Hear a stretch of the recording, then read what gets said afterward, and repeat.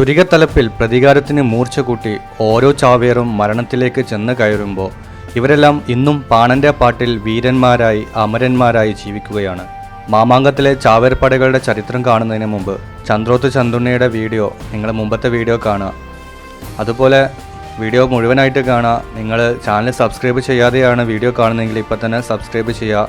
ഇഷ്ടപ്പെട്ടാൽ ലൈക്ക് ചെയ്യാൻ മറക്കരുത്. നിങ്ങളുടെ അഭിപ്രായങ്ങൾ തീർച്ചയായിട്ടും കമൻ്റായിട്ട് രേഖപ്പെടുത്താം.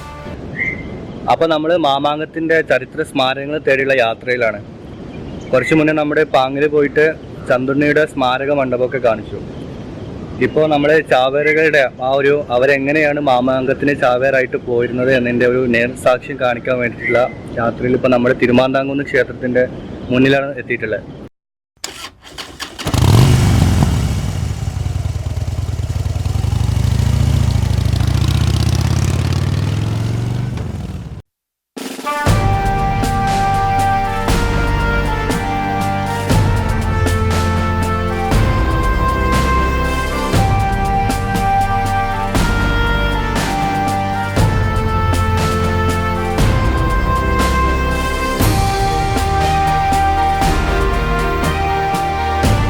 നമ്മൾ പാങ്ങിന് നേരെ മറ്റേ ചന്തുണ്ണിയുടെ സ്മാരകമൊക്കെ കണ്ടിട്ടിപ്പോൾ രണ്ടാമതായിട്ട് വന്നിട്ടുള്ളത് തിരുമാന്താംകുന്ന് ക്ഷേത്രത്തിലേക്കാണ്. മാമാങ്കത്തിലെ ചാവേറുകൾ ഇവിടെയാണ് ഭജന ഇരിക്കുന്നത്. അപ്പോൾ നമുക്ക് തിരുമാന്താംകുന്നതിൻ്റെ വിശേഷങ്ങൾ കാണാം. ചുരികത്തലപ്പിൽ പ്രതികാരത്തിന് മൂർച്ച കൂട്ടി ഓരോ ചാവേറും മരണത്തിലേക്ക് ചെന്ന് കയറുമ്പോൾ അത്ര തന്നെ പ്രാധാന്യമുള്ള ഒരു നാട്ടിലാണ് നമ്മളിപ്പോൾ നിൽക്കുന്നത്, തിരുമാന്താംകുന്ന് ഭഗവതിയുടെ മണ്ണിൽ. ചാവേറുകൾ വള്ളുവ കോനാതിരിയുടെ അഭിമാനം സംരക്ഷിക്കാൻ വേണ്ടി പടപൊരുതുമ്പോൾ ആ രാജാക്കന്മാരുടെ കുലദൈവമായ ശ്രീ ഭദ്രകാളിയെ പ്രതിഷ്ഠിച്ച അമ്പലമാണ് തിരുമാന്താംകുന്ന് ഭഗവതി ക്ഷേത്രം. തിരുമാന്താംകുന്ന് ഭഗവതി ക്ഷേത്രം വളരെ പുരാതനമായിട്ടുള്ളൊരു ക്ഷേത്രം കൂടെയാണ്. തിരുവിതാംകൂറിൽ പനയന്നാർക്കാവ് ക്ഷേത്രവും കൊച്ചിയിലെ കൊടുങ്ങല്ലൂർ ഭഗവതി ക്ഷേത്രവും പോലെ മലബാറിൽ പഴയ കാലത്ത് തന്നെ പ്രതാപമുണ്ടായിരുന്ന ഒരു ക്ഷേത്രമാണ് തിരുമാന്താംകുന്ന് ഭഗവതി ക്ഷേത്രം. അപ്പോൾ ഇന്നത്തെ വീഡിയോയിൽ നമ്മൾ പറയുന്നത് മാമാങ്കത്തിൽ എങ്ങനെയാണ് ചാവേർപ്പടകൾ ഉത്ഭവിക്കുന്നത് എന്നതാണ്. അങ്ങനെ ഒരു മാമാങ്കത്തിൽ വള്ളുവ കോനാതിരി നിലപാട് തറയിൽ നിന്നുകൊണ്ട് അതിൻ്റെ മാമാങ്കത്തിൻ്റെ രക്ഷാധികാര സ്ഥാനം പറയുന്ന സമയത്ത് സാമൂതിരി കോഴിക്കോടുള്ള ഒരു കോയയുടെ സഹായത്തോട് കൂടിയിട്ട് വള്ളുവ കോനാതിരിയെ കൊലപ്പെടുത്തുകയും കൂടെ ഉണ്ടായിരുന്ന നായർ പോരാളികളെയൊക്കെ വകവരുത്തുകയൊക്കെ ചെയ്ത് മാമാങ്കത്തിൻ്റെ രക്ഷാധികാര സ്ഥാനം സ്വയം സ്ഥാപിച്ചെടുക്കുകയാണ് ചെയ്തത്. അതിനുശേഷമാണ് ഈ നാട്ടുരാജ്യങ്ങൾ തമ്മിലുള്ള കുടിപ്പകയും വെട്ടും കുത്തുമൊക്കെയുള്ള ചാവേർ പറയുമൊക്കെ ഈ മാമാങ്കത്തിൻ്റെ ഭാഗമായിട്ട് വന്നത്. ഭാരതപ്പുഴയുടെ മണ്ണിൽ മാമാങ്കത്തിന് കോപ്പ് കൂടുമ്പോൾ ഇവിടെ ഈ തിരുസന്നിധിയിൽ വള്ളുവനാട്ടിൽ ചാവേറാകാൻ തയ്യാറെടുക്കുന്ന ഓരോ വീരയോദ്ധാക്കളും വന്ന് നിൽക്കുന്ന ഭാഗങ്ങളാണ്. സാമൂതിരി മാമാങ്കത്തിന് രക്ഷാധികാര സ്ഥാനം വള്ളുവ കോനാതിരെ കൊലപ്പെടുത്തി നേടിയതിന് ശേഷമാണ് ഈ വള്ളുവ നാട്ടിലെ സാമൂതിരിയോടുള്ള കുടിപ്പകയും വിദ്വേഷമൊക്കെ ആരംഭിക്കുന്നത്. അതിനുശേഷം ഈ സാമൂതിരി അന്ന് കൊലപ്പെടുത്തിയ നായർ തറവാടുകളിൽ നിന്ന് ചാവേറുകളായിട്ട് കുറേ ആളുകളെ വള്ളുവനാട് ദേശത്തു നിന്നും സാമൂതിരിക്കെതിരെ ഓരോ മാമാങ്ക വേളയിലും അയച്ചു തുടങ്ങി. അപ്പോൾ സാമൂതിരിയിൽ നിന്ന് മാമാങ്കത്തിൻ്റെ രക്ഷാധികാര സ്ഥാനം അവരുടെ രാജാവായിട്ടുള്ള വള്ളുവ കോനാതിരിക്ക് തിരിച്ച് നേടിക്കൊടുക്കുക എന്നുള്ളതിൽ നിന്നാണ് ഓരോ ചാവേറുകളും 12 വർഷത്തോളം കാത്തിരുന്ന് മാമാങ്കത്തറയിൽ പോയി ഈ സാമൂതിരിക്കെതിരെ വാളെടുത്തുകൊണ്ട് സ്വയം ആത്മാഹുതി ചെയ്യുന്നത്. അവർ മരണത്തിലേക്ക് നടന്നു പോവുകയാണെന്ന് ഓരോ ചാവേറിനും അവർ ചാവേറാകാൻ തീരുമാനിക്കുന്ന ആ സമയം തൊട്ട് അവർക്ക് ഉറപ്പുള്ളതാണ്. ഒന്നെങ്കിൽ മരിക്കുക, അല്ലെങ്കിൽ സാമൂതിരിയുടെ തല വെട്ടിമാറ്റിക്കൊണ്ട് ആ മാമാങ്കത്തിൻ്റെ രക്ഷാധികാര സ്ഥാനം അവരുടെ രാജാവായിട്ടുള്ള വള്ളുവ കോനാതിരിയിൽ നിക്ഷിപ്തമാക്കുക എന്നുള്ള ലക്ഷ്യം മാത്രമായിരുന്നു ഓരോ ചാവേറിനും ഉണ്ടായിരുന്നത്. അധികാരത്തിന്റെ കൊതിയും ആധിപത്യത്തിന്റെ ശക്തിയും ചേർന്നപ്പോൾ മാമാങ്കം പിന്നീട് ആഘോഷത്തിൽ നിന്നും ചോരയുടെ ചുവപ്പിലേക്ക് മാറി. തങ്ങളുടെ അവകാശമായിരുന്ന രക്ഷാപുരുഷ പദവി തട്ടിയെടുത്ത് സാമൂതിരിയോടുള്ള ശത്രുത കത്തിച്ചൊലിപ്പിച്ച് കാത്തുനിന്ന വള്ളുവ കോനാതിരി പക ഒരിക്കലും ഒളിപ്പിച്ചു വെച്ചിരുന്നില്ല. കെടാതെ സൂക്ഷിച്ച പകയെ ഓരോ വ്യാഴവട്ടത്തിലും ചാവേറുകളുടെ രൂപത്തിലെത്തി അവർ ഊതി ജ്വലിപ്പിച്ചുകൊണ്ടേയിരുന്നു. അങ്ങനെ ചാവേറാവാൻ വേണ്ടിയിട്ട് വള്ളുവനാട് ദേശത്തു നിന്നും 4 പ്രധാനപ്പെട്ട നായർ തറവാടുകളിൽ നിന്നാണ് ചാവേറുകളായിട്ട് അയച്ചിരുന്നത്.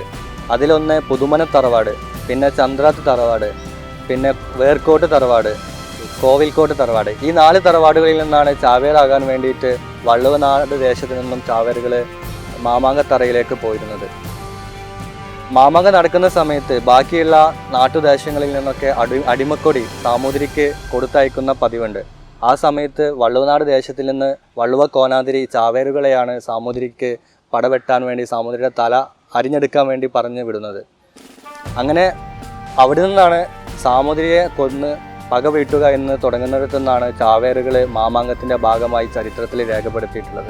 മങ്ങാട്ടച്ഛനോടും തിനയഞ്ചേരി ഇളയത്, ധർമ്മോത്തു പണിക്കർ, പാറനമ്പി തുടങ്ങിയ മന്ത്രി പ്രമുഖരോടൊപ്പം മാമാങ്കത്തട്ടിലെ നിലപാട് തറയിൽ തല ഉയർത്തി നിന്നിരുന്ന സാമൂതിരിയെ ഇല്ലാതാക്കി നഷ്ടപ്പെട്ട അഭിമാനം വീണ്ടെടുക്കുക എന്നതായിരുന്നു ഓരോ ചാവേറിന്റെയും ലക്ഷ്യം.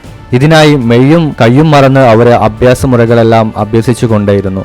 18 അടവുകളും പയറ്റി തെളിഞ്ഞ വീരയോദ്ധാക്കന്മാരായിരുന്നു മാമാങ്കത്തറയിലെ സാമൂതിരിയുടെ തല എടുക്കുവാൻ വേണ്ടിയിട്ട് പോയിരുന്നത്. അക്കാലത്ത് ചന്ദ്രത്തിൽ പണിക്കർ, പുതുമന പണിക്കർ, കോവിൽക്കാട്ട് പണിക്കർ, വേർക്കാട്ട് പണിക്കർ എന്നീ 4 പടനായർ കുടുംബങ്ങൾക്കായിരുന്നു ചാവേറുകളുടെ നേതൃത്വമുണ്ടായിരുന്നത്. അടിയിലും അഭ്യാസത്തിലും ഒന്നിനൊന്ന് മെച്ചപ്പെട്ട ചാവേറുകൾ ഇവിടെ നിന്നും സാമൂതിരിയുടെ തലയെടുക്കാൻ വേണ്ടി ഓരോ മാമാങ്കക്കാലത്തും തിരുനാവായയിലേക്ക് പുറപ്പെട്ടുകൊണ്ടേയിരുന്നു. ഇനി ചാവേറുകളുടെ പുറപ്പാട് എങ്ങനെയെന്ന് നോക്കാം. വള്ളുവ കോനാതിരിക്ക് വേണ്ടി ജീവൻ പോലും നൽകി അഭിമാനം സംരക്ഷിക്കാൻ കടപ്പെട്ടവരായിരുന്നു ഓരോ ചാവേറും. അങ്ങനെ ചാവേറുകളെ ഈ മാമാങ്കത്തിന് വേണ്ടിയിട്ടുള്ള തയ്യാറെടുപ്പുകളാണ് ഇനി പറയുന്നത്. അവർ ആദ്യം തന്നെ ചാവേറാകാൻ തീരുമാനിച്ചു കഴിഞ്ഞാൽ വയനാട്ടിലുള്ള തിരുനെല്ലി ക്ഷേത്രത്തിൽ പോയിട്ട് ഇരിക്കപ്പിണ്ടം വെക്കുന്ന ചടങ്ങാണ് ആദ്യമായിട്ടുള്ളത്. വയനാട്ടിലുള്ള തിരുനെല്ലി ക്ഷേത്രത്തിൽ പോയി ഇരിക്കപ്പിണ്ടം വെക്കുക എന്നൊരു ചടങ്ങ് കൂടെയുണ്ട്. തങ്ങൾ ജീവിച്ചിരിക്കുന്ന സമയത്ത് തന്നെ മരണാനന്തര കർമ്മങ്ങളെല്ലാം പൂർത്തിയാക്കിയിട്ടാണ് ഓരോ ചാവേറുകളും മരണത്തിലേക്ക് നടന്ന് അടുക്കുന്നത്. അങ്ങനെ തിരുനെല്ലിയിൽ പോയിട്ട് ഇരിക്കപ്പിണ്ടം വെച്ച് അവരെ തിരിച്ച് തിരുമാന്താംകുന്ന് ക്ഷേത്രത്തിലേക്കാണ് വരുന്നത്. അവിടെ 41 ദിവസത്തെ ഭജന ഇരുന്ന് ചാവേറാകാൻ വേണ്ടിയിട്ടുള്ള മനസ്സുകൊണ്ടും ശരീരം കൊണ്ടും ഒക്കെയുള്ള തയ്യാറെടുപ്പുകളാണ് പിന്നീട് നടക്കുന്നത്.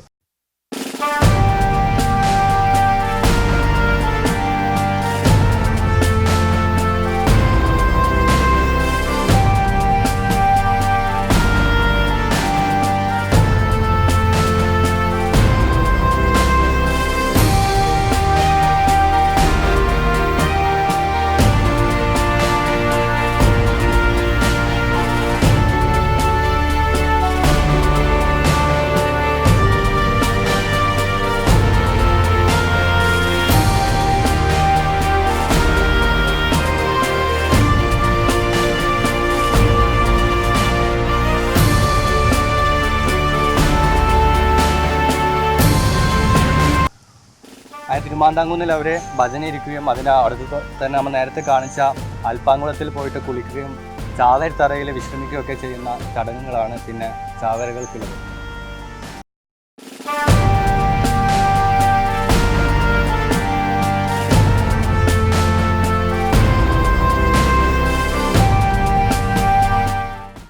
അങ്ങനെ നമ്മളിപ്പോൾ നിൽക്കുന്നത് തിരുമാന്താംകുന്ന് ക്ഷേത്രത്തിനടുത്തുള്ള അൽപ്പാങ്കുളത്തിലാണ്. ചാവേറുകൾ ഇവിടെ ഭജനയ്ക്ക് ഇരുന്നിട്ട് ഈ കുളത്തിൽ വന്നിട്ടാണ് കുളിച്ചിരുന്നത്. പക്ഷേ ഇപ്പോൾ ഇതിൻ്റെ അവസ്ഥ എന്ന് പറഞ്ഞാൽ ഭയങ്കര ശോചനീയ അവസ്ഥയിലാണ്. കാട് പിടിച്ച് ഭയങ്കര പായലും ഒക്കെ വെച്ചിട്ടുള്ള ഒരു നിലയിലാണ് ഇപ്പോൾ ഈ അൽപ്പാങ്കുളം നിൽക്കുന്നത്. ഇത് ഇത്രയും മാമാങ്കത്തിൻ്റെ ആ ചരിത്രങ്ങളൊക്കെ ഉറങ്ങുന്ന ആ ഒരു കുളമായിട്ട് പോലും ഇതിനെ അധികാരികളെ അവഗണിക്കുന്ന നേർക്കാഴ്ചയാണ് നമ്മളിപ്പോൾ കണ്ടുകൊണ്ടിരിക്കുന്നത്. ഇത് നല്ല രീതിയിൽ തന്നെ നവീകരിച്ച് ഉപയോഗിക്കുകയാണെന്നുണ്ടെങ്കിൽ ചരിത്രം അന്വേഷിച്ച് വരുന്ന ആളുകൾക്ക് വളരെ ഉപകാരപ്രദമായിട്ടുള്ള ഒരു കാഴ്ചയായിരിക്കും ഈ കുളത്തിൻ്റെ നവീകരണ പ്രവൃത്തികളൊക്കെ. അങ്ങനെ ചാവേർ തറയ്ക്ക് പണ്ട് ഈ വള്ളുവനാട് ദേശത്തിലെ ഈ അന്ന് ദേശങ്ങൾ തമ്മിൽ കുടിപ്പകയും അവർ തമ്മിലുള്ള സംഘടനകളൊക്കെ ഉണ്ടായിരുന്ന സമയത്ത് ആയുധപരമായിട്ടുള്ള നേരിടലുകളൊക്കെ ഈ ചാവേർ തറയിലായിരുന്നു ഉണ്ടായിരുന്നത് എന്ന് പറയപ്പെടുക കൂടെ ചെയ്യുന്നുണ്ട്. അങ്ങനെ ഒരു ചരിത്രം കൂടെ ഈ ചാവേർ തറക്കുണ്ട്. ഇനി ഈ തിരുമാന്താംകുന്നിലെ 41 ദിവസത്തെ ഭജന കഴിഞ്ഞിട്ട് ചാവേറുകൾ പോകുന്നത് ചെരക്കാപ്പറമ്പിലേക്കാണ്. ഇന്നും അങ്ങാടിപ്പുറം കഴിഞ്ഞിട്ട് നമ്മൾ കൊളത്തൂരിലേക്ക് പോകുമ്പോൾ അതല്ലെങ്കിൽ കോട്ടകൾ റൂട്ടിൽ പോകുമ്പോൾ ചെരക്കാപ്പറമ്പ് എന്നൊരു സ്ഥലമുണ്ട്. ചെരക്കുക എന്ന് പറഞ്ഞാൽ നമ്മൾ തല മുണ്ടനം ചെയ്യുക. അങ്ങനെ അവിടെ നിന്നാണ് ചാവേറുകളുടെ തല മുണ്ടനം ചെയ്തിട്ട് അവർ ചുമന്ന കച്ചയും കെട്ടി തലയിലെ മഞ്ഞളൊക്കെ തേച്ച് അവർ അടുത്ത മാലാപ്പറമ്പ് എന്ന സ്ഥലത്തേക്കാണ് പോകുന്നത്. ഇന്നും മാമാങ്കത്തിൻ്റെ അവശേഷിപ്പുകൾ ഈ സ്ഥലപ്പേരുകളിലൂടെയാണ് നമ്മൾ കൂടുതലായിട്ടും അറിയുന്നത്. ഈ മാലാപ്പറമ്പിൽ അവർ ഈ ചാവേറുകളായി പ്രഖ്യാപിച്ചു കഴിഞ്ഞാൽ ആ യോദ്ധാവ് പിന്നെ രാജ്യത്തിൻ്റെ സ്വത്താണ്. അങ്ങനെ ഈ മാലാപ്പറമ്പിൽ നിന്ന് അവിടുന്ന് ആളുകൾ നാട്ടുകാരെല്ലാവരും കൂടെ ചൊക്കിപ്പൂവിൻ്റെ മാല ചാർത്തി കൊടുക്കുന്ന സ്ഥലമാണ് മാലാപ്പറമ്പ്. ഇങ്ങനെ മാലാപ്പറമ്പിൽ നിന്ന് പിന്നീട് അവർ പോകുന്നത് പടപ്പറമ്പിലേക്കാണ്. ഇന്നും നമുക്ക് പോയാൽ ഈ സ്ഥലങ്ങളൊക്കെ ഇന്നും മലപ്പുറം ജില്ലയിലെ ഈ പെരിന്തൽമണ്ണ ഭാഗത്ത് നമുക്ക് കാണാൻ പറ്റും. ഈ പടപ്പറമ്പിൽ നിന്ന് ഈ ചാവേറുകളെല്ലാം പട കൂടി നിൽക്കുന്ന സ്ഥലമാണ് പടപ്പറമ്പ്. അത് കഴിഞ്ഞിട്ട് അവർ പോകുന്നത് വറ്റലൂരിലേക്കാണ്. വറ്റലൂർ എന്ന് ആ പേര് തന്നെ ഉണ്ട്, വറ്റ്. അവിടെ നിന്നാണ് പുതുമന തറവാട്. ഈ 4 നായർ തറവാടുകളിലെ പുതുമന തറവാട് വറ്റലൂരിലാണ്. അങ്ങനെ പുതുമന തറവാട്ടിലെ പുതുമന വല്യമ്മ, ആ പുതുമന തറവാട്ടിലെ ഏറ്റവും പ്രായം കൂടിയ അമ്മയാണ് പുതുമന വല്യമ്മ എന്ന് പറയുന്നത്. അവർ ഈ ചാവേറുകൾക്ക് അവസാനത്തെ ഒരു ചോറുരുള കൊടുക്കുന്ന ചടങ്ങാണ്. അങ്ങനെ പുതുമന തറവാട്ടിൽ നിന്ന് പുതുമന വലിയ അമ്മയുടെ കയ്യിൽ നിന്ന് അവസാനം ചോറുകളെയും കഴിച്ച് അവർ ആ വീട്ടിൽ തന്നെ വളരെയധികം പ്രത്യേകതകളുണ്ട്. ഈ നായർ തറവാടുകളിൽ അന്നത്തെ കാലത്ത് ഏറ്റവും കൂടുതൽ സ്വത്തുകളും സ്ഥലങ്ങളൊക്കെ ഉണ്ടായിരുന്ന തറവാട് കൂടെയാണ് പുതുമന തറവാട്. ഈ 4 നായർ തറവാടുകളിൽ ഏറ്റവും പ്രമാണിത്വമുള്ള തറവാടായിരുന്നു പുതുമന തറവാട്. ആ വീടിൻ്റെ ഉൾഭാഗത്ത് ഒരു 4 കെട്ട് വീടാണ്, 8 തൂണുകളുണ്ട്. ആ ഓരോ തൂണുകൾക്കും ഓരോ സങ്കല്പങ്ങളാണ്.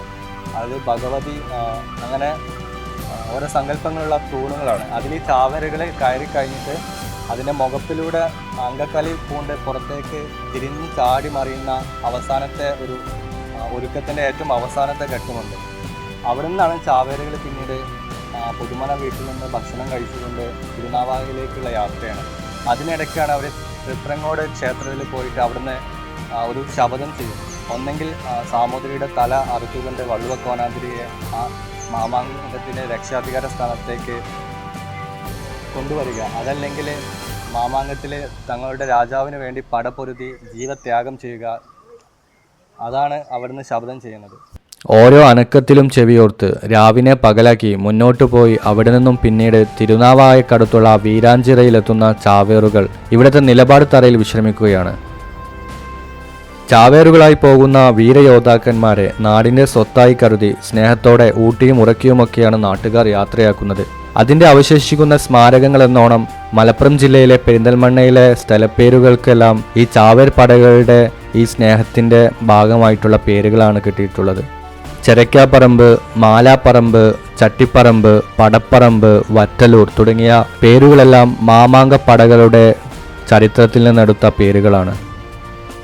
ഒടുവിൽ തിരുനാവായയിലെ ആൽത്തറയിലെ നിലപാട് തറയിൽ തല ഉയർത്തി നിന്ന് താൻ മാമാങ്കത്തിന് അധ്യക്ഷനാകുന്നതിൽ എതിർപ്പുണ്ടോ എന്ന് സാമൂതിരി ചോദിക്കുന്ന നിമിഷം ഓരോ ചാവേറും തങ്ങളുടെ വിധിയിലേക്കുള്ള യാത്രയ്ക്കൊരുങ്ങും. സാമൂതിരിയുടെ പടയാളികളും അദ്ദേഹത്തിൻ്റെ അധികാരം അംഗീകരിക്കുന്നവരും തിരുവായ്ക്ക് എതിർവായില്ലാതെ നിൽക്കുമ്പോൾ ചാവേറുകൾ തങ്ങളുടെ എതിർപ്പുയർത്തി പടപ്പൊരുതി വെട്ടിക്കയറുവാൻ തുടങ്ങിയിരിക്കും. ആയിരക്കണക്കിന് വരുന്ന സാമൂതിരിയുടെ പടയാളികളെയും സേനയെയും മറികടന്ന് സാമൂതിരിയുടെ അടുത്ത് നിലപാട് തറയിലെത്തുവാൻ ഇത്രയും കാലത്തെ മാമാങ്ക ചരിത്രത്തിനിടയിൽ 1-2 വീര ചാവേറുകൾക്ക് മാത്രമേ കഴിഞ്ഞിരുന്നു എന്നത് വേറെ ചരിത്രം.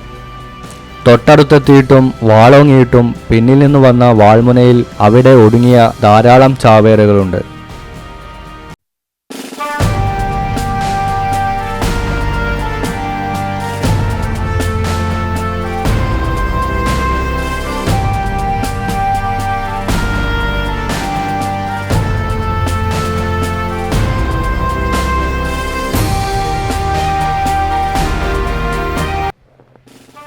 മലപ്പുറം ജില്ലയിലെ തിരൂരിനടുത്ത് തിരുനാവായയിൽ ഇന്നും മാമാങ്കത്തിൻ്റെ അവശേഷിപ്പുകളുണ്ട്. അതിൻ്റെ കാഴ്ചകൾ നമുക്ക് അടുത്ത വീഡിയോയിലൂടെ കാണാം. എങ്ങനെയാണ് അതിപ്പോൾ സംരക്ഷിക്കുന്നത്, എന്തൊക്കെയാണ് മാമാങ്കത്തിൻ്റെ സ്മാരകങ്ങളായിട്ട് നിലകൊള്ളുന്നത്, എത്ര ദൂരമാണ് ഓരോ സ്മാരകങ്ങളും തമ്മിലുള്ളത് എന്നൊക്കെ നമുക്ക് നാളെ കാണാം. അപ്പോൾ വീഡിയോ ഇഷ്ടപ്പെട്ടാൽ നിങ്ങൾ ലൈക്ക് ചെയ്യുക, നിങ്ങളുടെ അഭിപ്രായങ്ങൾ തീർച്ചയായിട്ടും കമൻറ്റ് ചെയ്യുക. അടുത്തൊരു കിടിലൻ വീഡിയോ വരുന്നതിന് മുമ്പ് നിങ്ങൾ സബ്സ്ക്രൈബ് ചെയ്യാതെയാണ് നിങ്ങൾ വീഡിയോ കണ്ടതെങ്കിൽ ഇപ്പോൾ തന്നെ സബ്സ്ക്രൈബ് ചെയ്യുക. തൊട്ടപ്പുറത്തുള്ള ബെൽ ബട്ടൺ കൂടെ ഒന്ന് ഞെക്കിപ്പൊട്ടിക്കുക. എങ്കിൽ ഞാനിനി ഇടാൻ പോകുന്ന വീഡിയോസ് നിങ്ങൾക്ക് അപ്പോൾ തന്നെ നോട്ടിഫിക്കേഷനായിട്ട് കിട്ടും. മാമാങ്കത്തിൻ്റെ ചരിത്രാവശേഷിപ്പുകൾ തേടിയുള്ള നമ്മുടെ യാത്രയിൽ നമ്മുടെ കൂടെയുള്ളത് അംബരീഷാണ്. ഞങ്ങളുടെ നാട്ടുകാരനാണ്, എൻ്റെ കൂടെ +2 കൂടെ പഠിച്ചതാണ്. പിന്നെ ക്യാമറ കൂടുതൽ ഉപയോഗിച്ചത് ഇവനാണ്, മുബീൻ. ഇവൻ ഞങ്ങളുടെ നാട്ടുകാരനാണ്. പിന്നെ മെയിനായിട്ട് തള്ളിരാമൻ, നമ്മുടെ നാഫി, നമ്മുടെ കൂടെയുള്ള യാത്രകളിലൊക്കെ കൂടെ വരുന്ന ആളാണ്. മുഖം കാണില്ലല്ലോ. അപ്പോൾ വീഡിയോ ഇവിടെ നമ്മൾ അവസാനിപ്പിക്കുകയാണ്. മാമാങ്കത്തിൻ്റെ ചരിത്രം നാളെയും നമ്മുടെ വ്ളോഗിലൂടെ കാണാവുന്നതാണ്. അപ്പോൾ അതുവരേക്കും സ്റ്റേ ട്യൂൺ.